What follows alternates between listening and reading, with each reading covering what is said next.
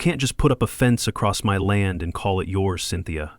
That line runs right through my family's oak tree. That tree's been here since before the neighborhood was even planned." Cynthia Marlowe's lips curled into a tight smile. "Mark, the board has approved this fence. The maps say it's on HOA property. You're the one out of line here."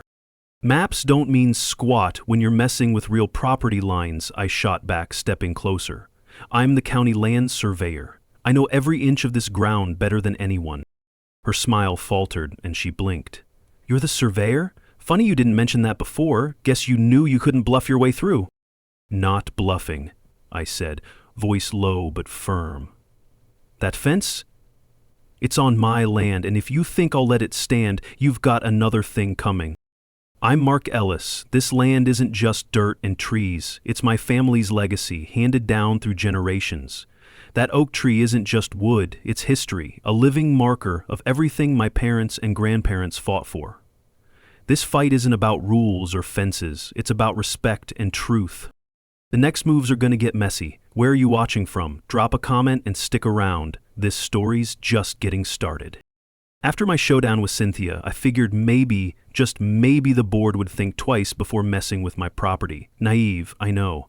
The fence stayed, and worse. Little code violations started piling up like bad leaves in autumn. First, a fine for unapproved landscaping, which was just my daughter's wildflower patch. Then, a notice about improper parking, though I always parked inside my own driveway. Every tiny thing felt like a poke in the ribs, a slow, steady reminder that the HOA had it in for me.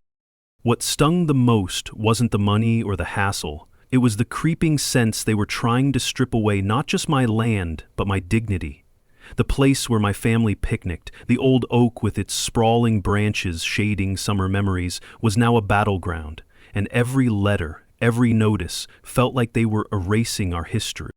I tried reaching out to Cynthia again, thought maybe a calm talk would cool things off.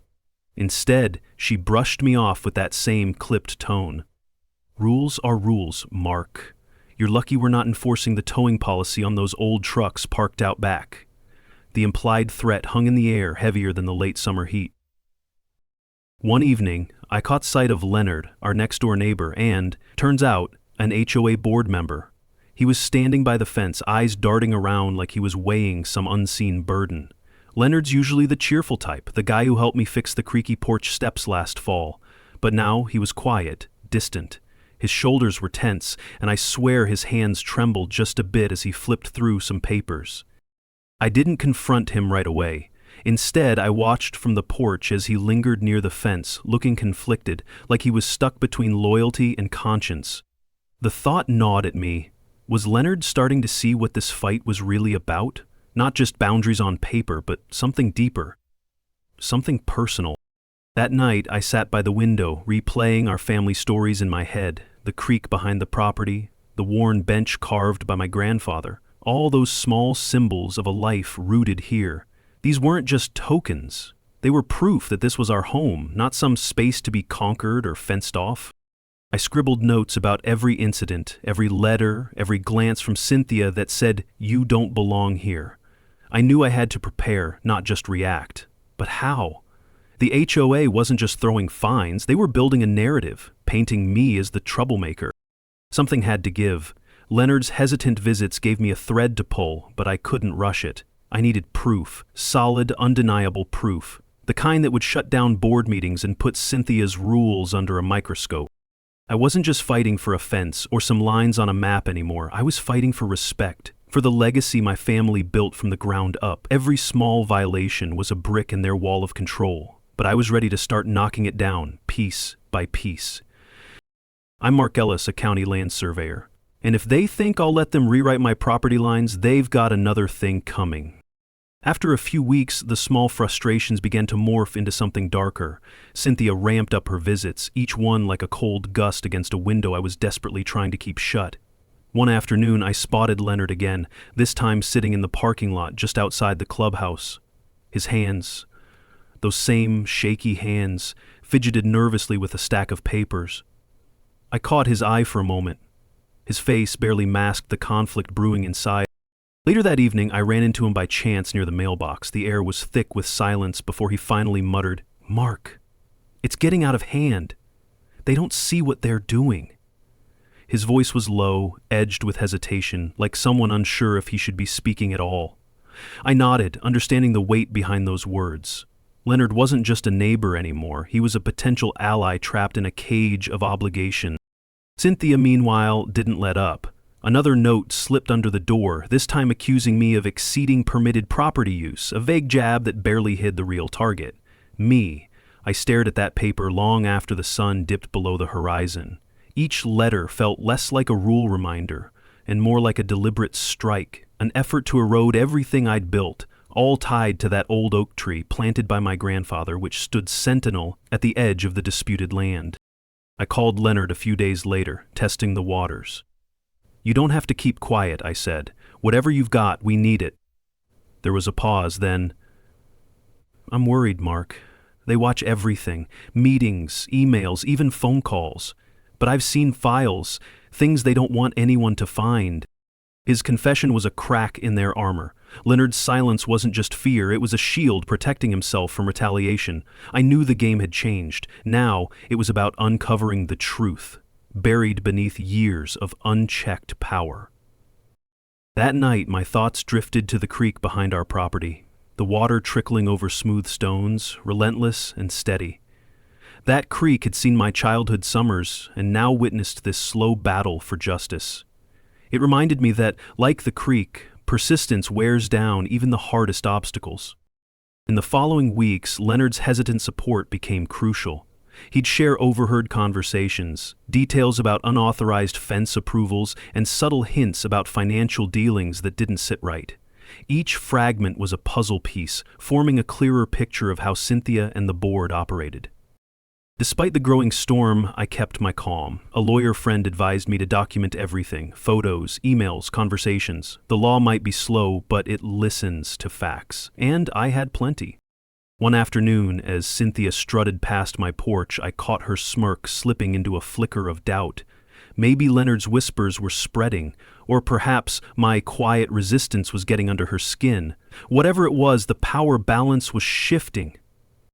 At home, my family noticed the change too. My daughter asked why I was always out by the fence, measuring and noting. I told her, "We protect what's ours, kiddo." She smiled, clutching her wildflower bouquet, a small rebellion growing right there in our yard. This fight wasn't just legal, it was personal. The fence wasn't just wood and nails, it was a line drawn through memories, family, and pride, and I wasn't going to let that line stand.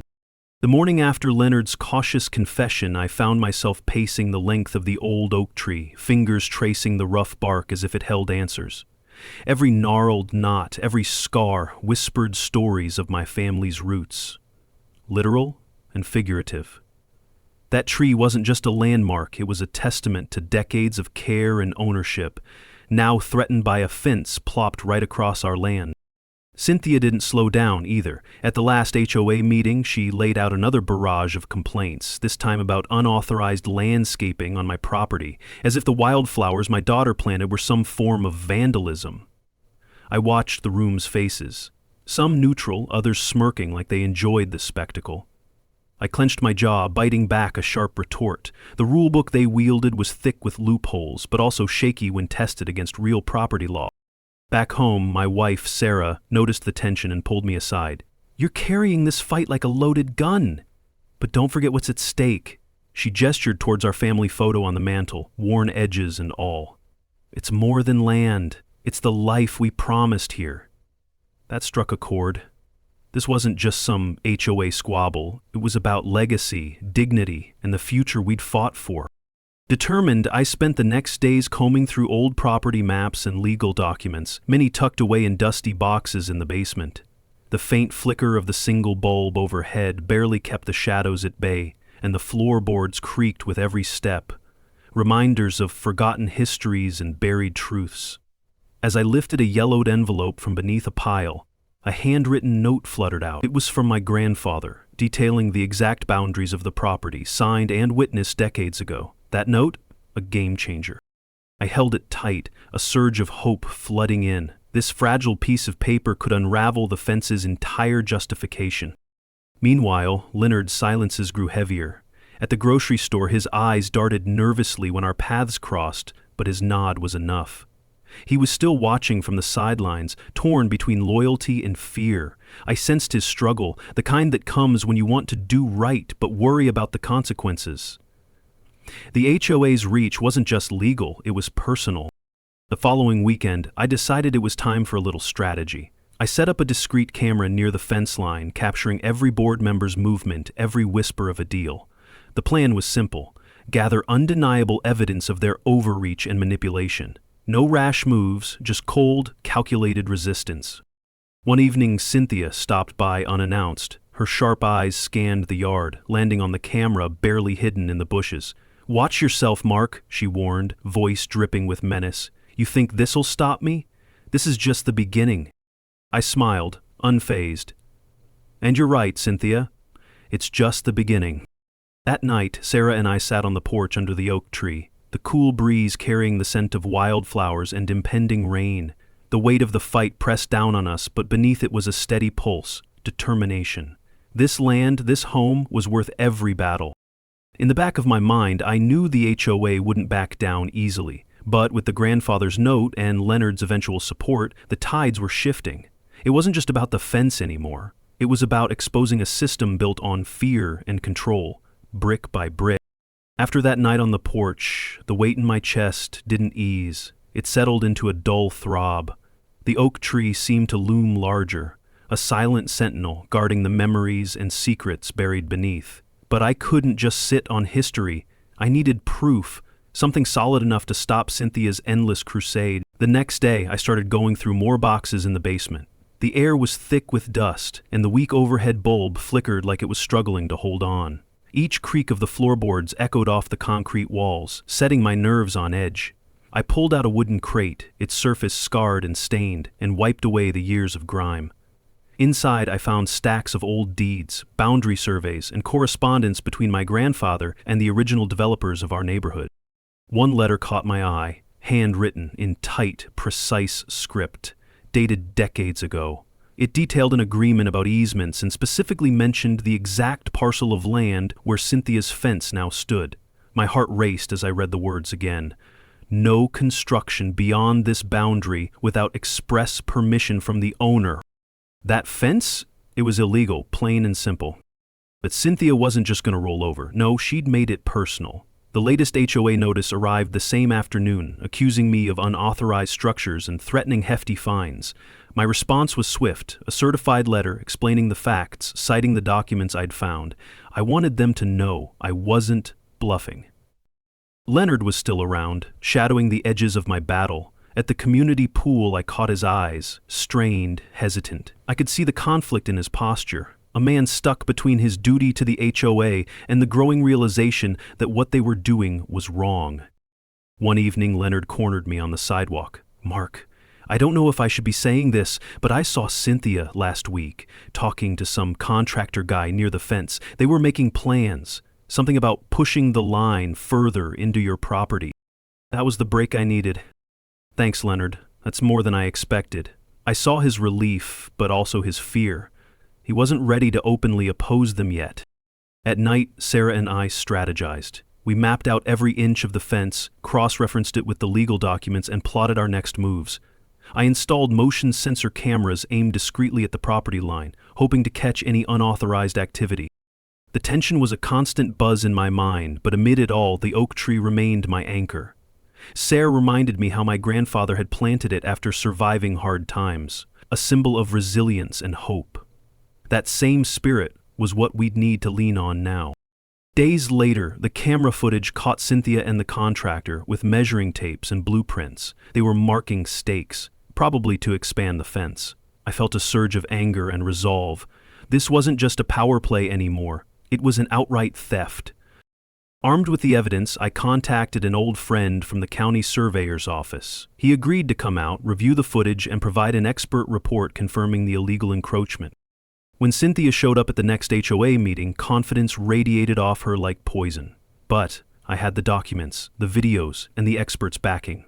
I calmly laid everything out for the board, letting the facts speak louder than her bluster. A few board members shifted uncomfortably. I caught Leonard's eye across the room. His trembling hand betrayed the turmoil inside. He cleared his throat, then, barely audible, muttered, Maybe they crossed the line this time. Cynthia's facade cracked. Walking back home later, Sarah squeezed my hand.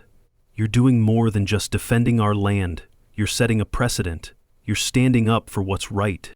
I looked at the oak tree again, its branches stretching wide against the sky, and smiled. This fight was far from over, but the tide was turning.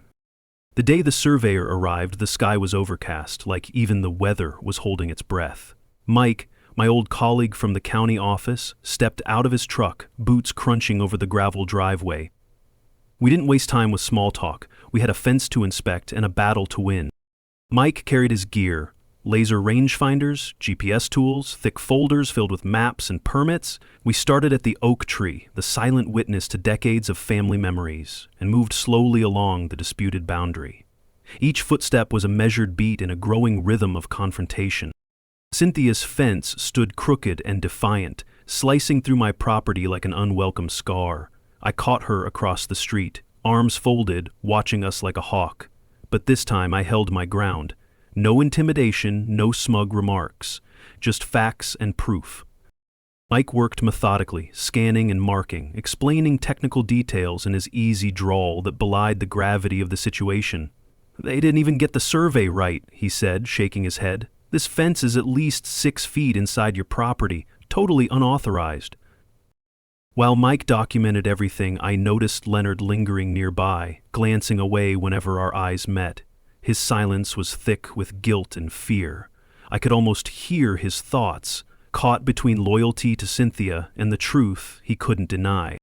After hours of precise measurements and recordings, Mike pulled out an old stack of HOA meeting minutes from his bag, pages with signatures, agreements, and recorded objections from neighbors over the years. Hidden in plain sight was a note from an early board member warning about encroachment disputes, something Cynthia had conveniently ignored. Later that night, Sarah and I sat under the oak tree. The wind whispered through the branches, carrying years of stories and unspoken promises. This fight isn't just about land, she said softly. It's about respect, about defending what's ours. I nodded, feeling the weight of my grandfather's legacy settling on my shoulders again. The oak tree wasn't just a symbol, it was a reminder of resilience, and I was determined to honor that. But Cynthia wasn't done. Next morning, a formal letter arrived, accusing me of harassment and threatening legal action for interfering with HOA property. They tried to paint me as the troublemaker, hoping to turn neighbors against me. It stung, but it didn't break me. Instead, I used it as fuel. I reached out to a property attorney recommended by Mike, someone who specialized in boundary disputes and HOA overreach. We planned our next moves carefully, knowing every step could tip the scales. Then came the whispered rumors at the community center, a mix of doubt about Cynthia's leadership and sympathy for my cause. Leonard was still silent, but seemed to inch closer to me each day, his conflicted gaze less guarded. One afternoon, Leonard handed me a folded envelope, his hand trembling just enough to betray his hesitation. Inside were copies of emails between Cynthia and a contractor, discussing plans to adjust the fence lines quietly before anyone noticed. "That's the proof," Leonard whispered. "I couldn't keep watching it happen." His confession was a turning point, a crack in Cynthia's armor. With every piece of evidence stacking up, the balance of power was shifting. Standing once again beneath the oak's sprawling branches, I felt a cautious hope. This was no longer just a fight over fences. It was about reclaiming dignity, exposing truth, and protecting a legacy that no chain link or wooden plank could silence. After Leonard slipped me those emails, the whole game changed. For the first time, I saw the full picture, not just the crooked fence, but the quiet maneuvering behind it. Cynthia wasn't just careless, she was deliberate, and she thought no one was watching. That night, I spread the documents across the kitchen table. Prints, timestamps, signatures. Each one a nail in her facade. Sarah poured us coffee, watching me pace, the glow of the desk lamp casting long shadows. "You're not just fighting a fence anymore," she said. "It's a full-on battle for the truth." I nodded, biting my lip. The pressure was thick, but I wasn't backing down. We contacted the attorney, who told us we needed more than just emails, concrete proof of the HOA's bad faith, intentional overreach. The plan? To gather recordings, not just of words but of their actions. If Cynthia and her crew were playing dirty, we'd catch them red-handed. I started showing up at every HOA meeting, camera discreetly tucked in my jacket. Faces I barely recognized, but voices I'd come to despise filled the room with their usual entitlement. "Your property line? That fence stands where it does for a reason," Cynthia declared once, her tone dripping with condescension. "We act for the good of the community." But I caught her smirking when no one was looking, the same smirk from the photos Leonard shared. One evening, after a long meeting, I cornered one of the quieter board members, Marissa. She was polite, guarded, but I could tell she carried her own burden. "Marissa, if you know anything at all that could help set this right," I said softly, "I need to hear it." She hesitated, then lowered her gaze, fingers twitching nervously. "You don't understand what you're up against. Cynthia, she's got them in her pocket." It was a start, a crack in the wall. At home, I pieced together the recordings, syncing them with the documents Leonard provided. The pattern was unmistakable: manipulation, misinformation, and outright lies. One tape had Cynthia directing a contractor to make sure the new fence looks like it's always been there, a phrase that sent a chill down my spine. But the real kicker? An audio of Cynthia complaining about how me, was making her life difficult, whispering threats veiled in civility. I felt a surge of resolve. This wasn't just about property lines or HOA rules anymore. It was about standing up to abuse, reclaiming dignity for myself and the neighbors. Sarah watched the late-night work sessions, never complaining, just steady support. The oak tree outside seemed to lean in, its branches whispering encouragement. Days turned into weeks. Each small victory, a neighbor siding with me, a sympathetic comment at a meeting, fueled the fire. But Cynthia sensed the tide turning. Her usual arrogance cracked, revealing desperation. Rumors started swirling, possible legal challenges, complaints about the board's ethics. One afternoon, Leonard approached, face pale but determined. "I've got something else," he said, hands shaking as he handed me a key. A key to the HOA's storage locker. "Why me?" I asked. He shrugged. "Because I trust you, and because I can't live with the lies anymore." I felt the weight of responsibility settle deep in my bones. That night, under the dim light of the basement, I unlocked the storage unit. The air was stale, heavy with dust and secrets. Boxes piled high, filing cabinets long forgotten. Fingers trembling, I pulled out folders stamped confidential. Inside were invoices, unsigned contracts, and documents proving unauthorized spending and falsified reports. A creak echoed as I turned a page, the flickering bulb above casting eerie shadows. Handwritten notes detailed plans to squeeze out dissenters, a chilling phrase that confirmed everything. My pulse raced. This was the ammunition we needed. Back home, Sarah and I laid everything out. The oak tree, standing firm in the fading light, was a silent witness to the battle ahead. "We're not just fighting for our property," I said, voice steady but fierce. "We're fighting for truth, for justice." And this time, Cynthia wouldn't know what hit her. The next morning, after hours in that dusty storage locker, I felt the weight of what we had uncovered pressing on my chest. This wasn't just a fence or some petty land grab anymore. It was a calculated, ruthless power play. And Cynthia? She was the puppet master. I was up early, sketching out a plan with Sarah at the kitchen table. Our coffee grew cold as we talked strategy, each idea tighter than the last. We had proof, documents, recordings, even a shaky confession from Marissa. But now the real work was convincing the neighbors. That was always the hardest part. Word spreads slowly in small towns, but it spreads all the same. I knocked on doors, one by one, holding evidence in hand, recounting the truth with steady eyes. Some nodded quietly, others whispered doubts, but a few were ready to rally. At the next HOA meeting, the tension was thicker than ever. Cynthia strode in with her usual polished smile, but I caught a flicker of unease in her eyes as she glanced around the room.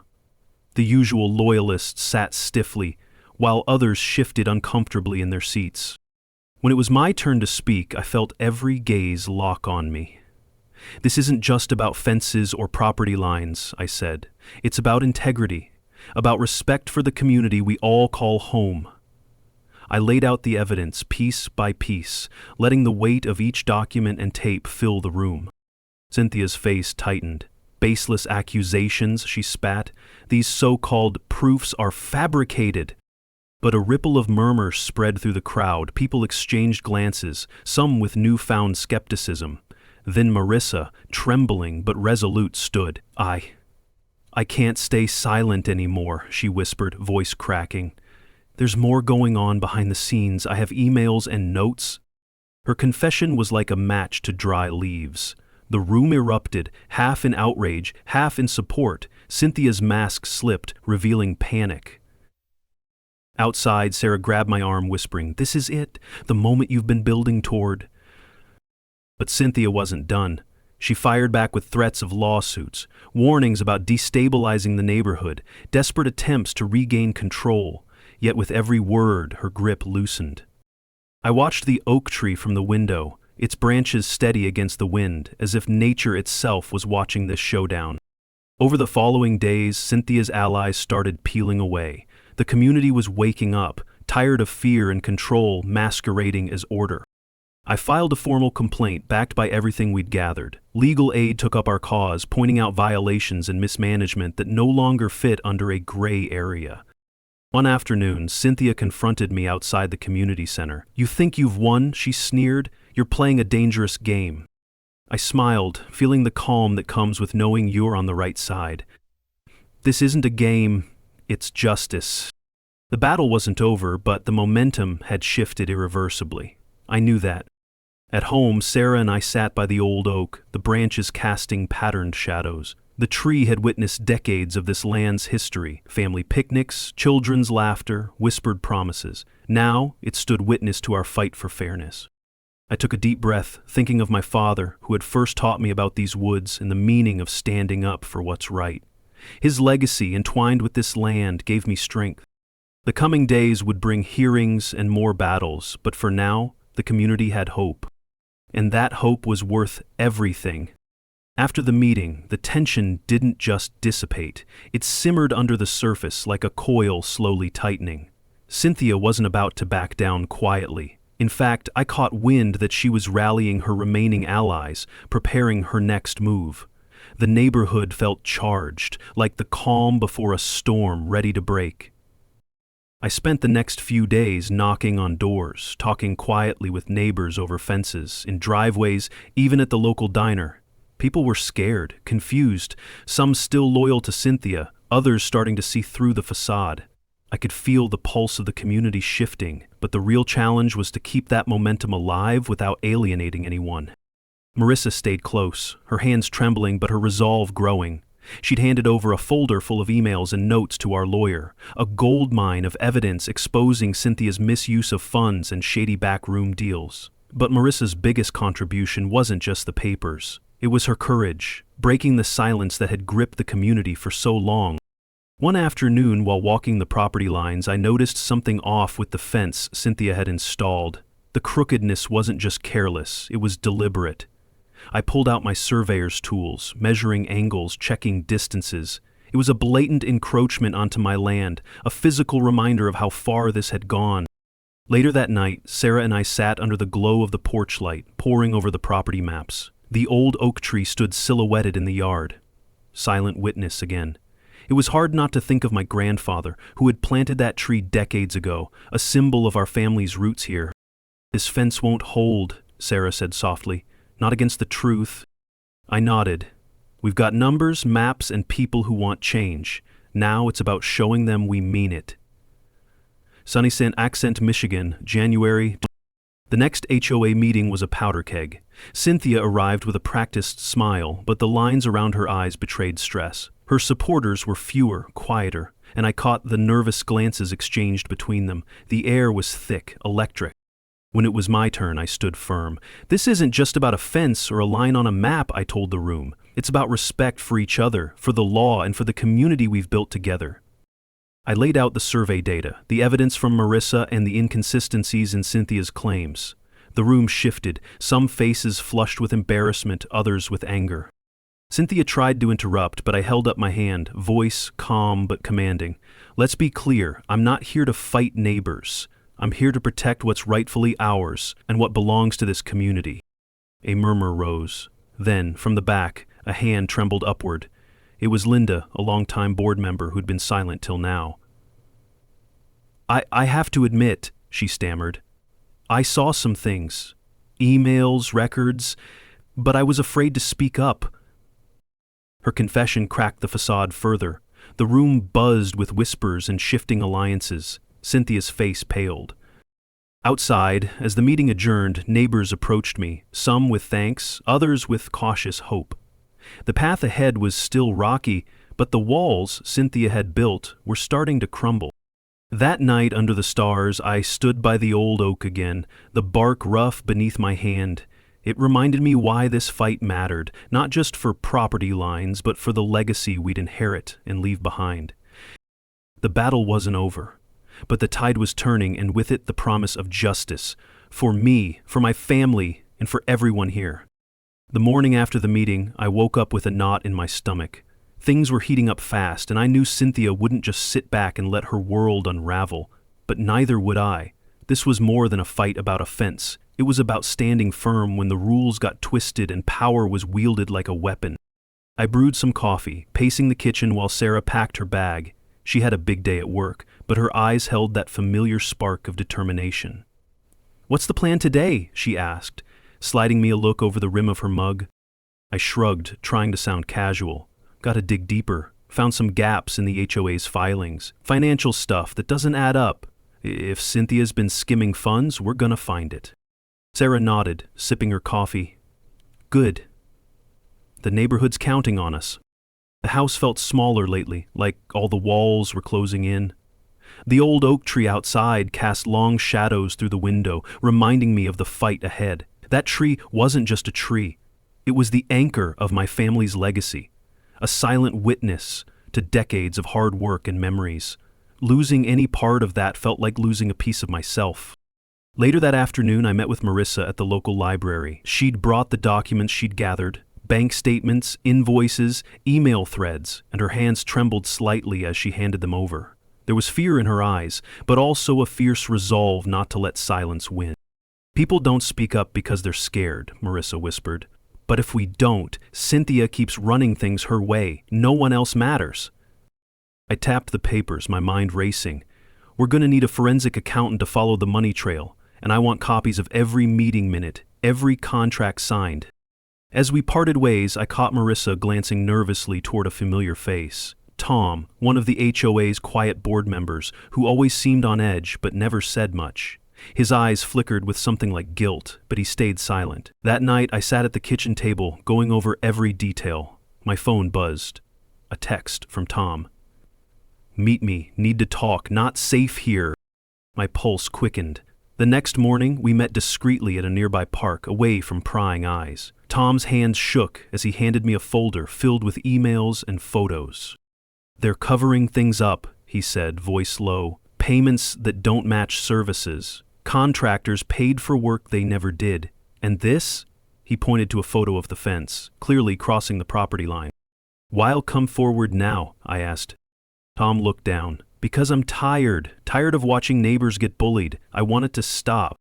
His confession was a breakthrough, but it also put him at risk. I assured him we'd protect his identity as much as possible. Trust was fragile, but it was the key we needed. Back home, Sarah and I spread the documents across the dining table, mapping out the next steps. We made calls, set meetings with legal counsel, and reached out to community leaders. The tide was turning, but it was far from over. Days blurred as we juggled work, meetings, and preparing for the upcoming HOA board session. Cynthia was pushing back hard, sending notices, threatening fines, and trying to discredit Tom and Marissa. But the cracks in her armor were widening. One afternoon, as I stood by the oak tree, I felt a strange calm. This fight was bigger than me or Cynthia. It was about justice, about protecting a community from unchecked power. The tree's sturdy branches seemed to whisper resilience, reminding me why I had to keep going. The next board meeting was set to be the fiercest yet. Armed with evidence and allies, I was ready to face Cynthia head on. No more half measures, no more waiting in the shadows. It was time to take control of the narrative, to reclaim what was ours, legally and morally. The day of the HOA board meeting arrived like the calm before a storm, though inside me the tension was anything but still. I sat near the back of the room, papers clutched in hand, my eyes scanning the faces I'd come to know too well. Neighbors, some wary, some skeptical, and of course Cynthia, her posture rigid, eyes darting like a cornered animal. When the chair called the meeting to order, the usual procedural nonsense kicked off, but I wasn't here for pleasantries. I'd prepared for this moment, every piece of evidence lined up like soldiers ready for battle. My heart hammered, but I reminded myself, this wasn't just about me, it was for everyone who'd suffered under Cynthia's iron grip. I stood when my name was called, feeling every gaze slice through me. Before we move on to old business, I have a statement to make. My voice caught the room's attention. No one was expecting this. I'm here to present documented evidence that calls into question the integrity of this board and its leadership. I laid out spreadsheets, bank statements, photos of the fence that clearly trespassed on my property, and emails that revealed under the cable payments. The room fell silent, tension thick enough to cut. Cynthia's face shifted. Her carefully crafted mask cracked. "This is slander," she hissed. But I wasn't done. "There's more," I said, pulling out the folder Tom had given me. "One of your own, Tom, has come forward with proof of financial misconduct and falsified records. We've been lied to, manipulated. Our community deserves transparency." Tom's face paled, eyes flickering to the floor before meeting mine briefly, silent solidarity. Suddenly a few heads nodded, whispers spreading. The power Cynthia wielded was slipping, and it was terrifying to watch her scramble. "Objection!" Cynthia barked, but the chair called for order. The meeting descended into chaos, board members shouting, neighbors divided. I stayed calm, breathing deeply, letting facts and calm logic cut through the noise. If this behavior continues, I'll be forced to escalate this to legal authorities. That threat sent ripples. The HOA's grip was no longer ironclad. People saw the cracks. As the meeting wound down, a community member, Margaret, who'd been quiet all evening, stood up. "I've lived here for 20 years, she said, voice trembling but firm. "We deserve better. I've seen too much, kept quiet, but no more." Her confession broke the dam. More voices rose in support, and Cynthia's empire began to crumble. After the meeting, a few neighbors approached me, thanking me quietly for standing up. The community, once fractured by fear, started to knit itself back together, galvanized by truth and courage. Back at home, the old oak tree outside my window caught my eye. Its branches swayed gently, steady and resilient, much like the fight we'd waged. That tree wasn't just wood and leaves, it was a symbol, a living testament to endurance. Sarah smiled as she joined me by the window. "You did good." I nodded, feeling the weight lift, but knowing the road ahead still had bumps. Tonight I slept with the quiet satisfaction that justice had found its foothold, not just in law, but in hearts. After the board meeting, the air in our neighborhood felt lighter, as if a heavy fog had finally lifted. But I knew this wasn't the end. It was just the beginning of reclaiming what we'd lost. Cynthia's grip was broken, but the work to rebuild trust and fairness would take time. I stood by the old oak tree, the one my dad planted decades ago, roots deep in this soil just like my family's history. It wasn't just a tree, it was a symbol of resilience, a reminder that strength grows from steadfast roots, even when storms try to uproot it. Sarah was beside me, her eyes reflecting the quiet triumph we both felt. "Feels different now," she said softly, "like we actually have a voice." "Yeah," I replied, running my hand along the rough bark. "It's not just about rules or fences anymore. It's about respect, dignity, our home." That oak had witnessed our struggle, from silent threats to that explosive board meeting where the truth finally broke free. It stood as a witness to every late night spent gathering evidence, every whispered conversation with neighbors too scared to speak up. The morning after, I found a note slipped under my door, a simple thank you from Margaret, the neighbor who had finally found the courage to speak. It was more than a note. It was a spark of community healing. But what struck me most was the change in Tom, the conflicted board member. He caught my eye one afternoon near the mailbox, his hands trembling slightly, but his voice steady when he said, "I did what I had to. Thought I was protecting something bigger, but you showed me the truth." His confession wasn't just a turning point, it was a human moment. It reminded me that even those caught in the machinery of control can choose to break free. Cynthia? Well, she's no longer the tyrant of our street. The board has been restructured and funding redirected to genuine community projects. No more secret deals or illegal fences. This victory wasn't a flashy headline. It was quiet, like the steady pulse of that oak tree outside my window, standing tall no matter what. Reflecting on it all, I realized this fight wasn't just about property lines or bylaws. It was about standing up when no one else would. About fighting for fairness even when the odds seemed stacked. Justice isn't loud, I told Sarah one evening. Sometimes it's the quiet moments after the storm, the ones that build the future. She smiled, and you made sure we had those moments. Now, when I walk past that fence, back where it belongs, I see more than wood and nails. I see a boundary restored, a promise kept, a legacy secured not by power but by persistence. If you've ever felt steamrolled by forces bigger than you, remember this: even the smallest voice can shake the ground beneath giants. Wherever you're watching from, I want you to know you're not alone. Your fight matters. Drop a comment below and tell me what's your story, what's the thing you're standing up for. Because here, in this little patch of earth, we learn that dignity doesn't come from rules, it comes from people brave enough to protect what they love.